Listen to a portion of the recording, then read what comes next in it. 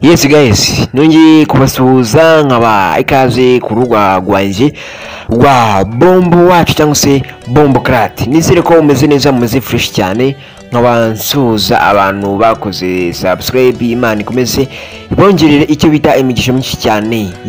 Uyu munsi ndaje muri showbiz today kugira ngo nzenganire ku bantu bamezerewe gutera usaza.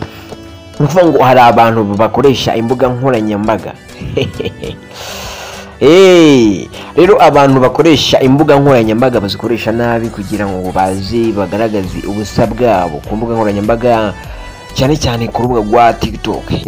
Ugasanga umuntu araje ari kubyina yambaye ubusa ndetse imyanya ye y'ibanga yose yayishyize hanze, yagiyeho arimo kwerekana ubusa. Reka nkubwire ikintu cya mbere, akenshi nkunda kubaho ukuri ugasanga murarakaye nyine muri iby'imbere. Ntago abahungu tugikeneye kubona ubusa bwanyu, ahubwo dusigaye dushaka kubona ibikorwa byanyu, ibikorwa mufite, ibintu byo kwirirwa mu ibaze sha. Ni ukuvuga ngo wowe uri kunyumva aka kanya, ibaze ko niba ufite girlfriend murakundana ariko ntuzi ibyo akora, yirirwa posting ubusa bwe ku mbuga nkoranyambaga, yirirwa yarangiza akarenzaho nk'icyo kirirwa asabiriza amafaranga mu bajama bagenzi be bamutereta ngo bigize ngo abakozi ebana. Ese mwagiye mukorera amafaranga yanyu bazi? Rero ibyo bintu ntabwo aba ari sawa cyane kugira ngo umuntu w'umusista ajyeho agaragaze ubusa bwe kugira ngo abantu bakunde bamubone. Kwirirwa mu posting ibibuno mubona abahungu b'iki gihe dusigaye dushaka kureba ubusa bwanyu koko. Wapepe icyo gihe cyararangiye pe.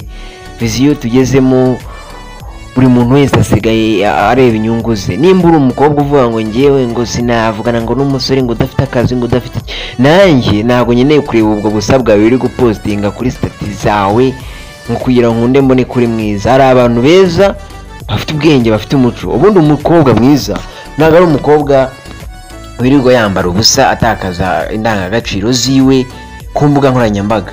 Umukobwa n'umukobwa ufite ikinyabupfura, witonda, w'imico, warizwi. Noneho umuhungu ni umuhungu mwiza nyine ufite ako kazi n'ayo mafaranga, ufite n'umutima mwiza ku buryo waza ukamukunda. Rero kuza ukavuga ngo mfite ngamufunga akazi ngibiki, urugero ukaza ukavuga ngo Bombo Crat ngakora kuri YouTube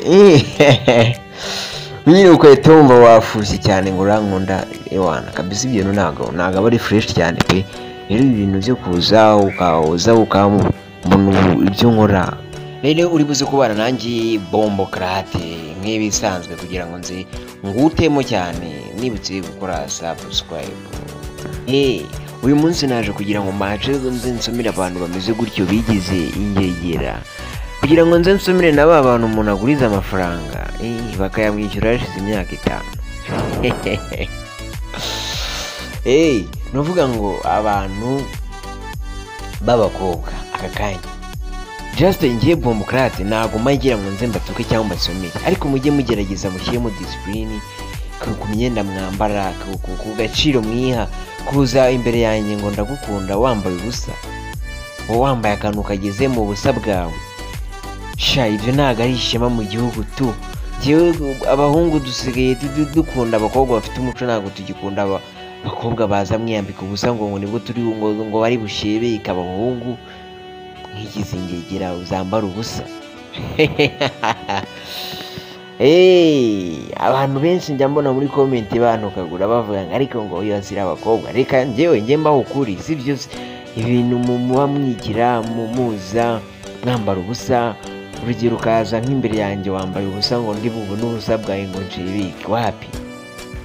Ntabwo nashebekera wa mukobwa w'imico.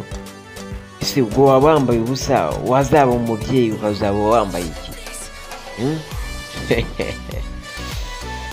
Wabita wine niwe ukunda kumbwira ati ubundi ngewe iyo ugeze mu rukundo ubundi urabona ati kwa kuntu umuntu afite amaguru abiri, ngewe ndazana akaguru kamwe nabona uteye gutyo nkahita nkasubiza inyuma ukahita umbona naciyeho.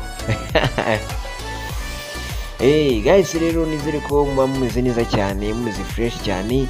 Nizere ko n'abatameze neza mukomeje kumera neza. Nkaba nsuhuza umuntu bita Denise cyangwa se Donavine, aho uri hose komeza umere neza cyane. Nkaba nsuhuza n'abantu babasha kuba bambwira muri relationship ko ndi umuntu w'agaciro mu buzima bwabo, ndabibuka ariko mujye mwihangana ko mfite hari umuntu wambajije mu kinyamakuru cyanjye arambaza ngo umunsi umwe uzatangaze ati se ko tugukunda, ufite ciri wawe, ufite bestie n'ibiki. Jewe aka kanya ufite bestie nkagira na shiri wanjye, urukumva ni ibintu bitandukanye. Bestie ni wa muntu w'inshuti yawe nyine, bya bintu bitari bya danje, ariko ufite na shiri wanjye. Rero ubwo nizere ko mbashije kumusubiza mutayemo gatanu ku kandi. Rero abantu munkunda kuri Bombo wacu, ndurutse gukora subscribe kugira ngo uzajye uhorana nanjye gatanu ku kandi, kuko mfite na filime nshaka kubagezaho bita A Love Story kugira ngo uzabashe kuba wayikurikirana gatanu ku kandi. Rero ndabashimiye cyane, zitwa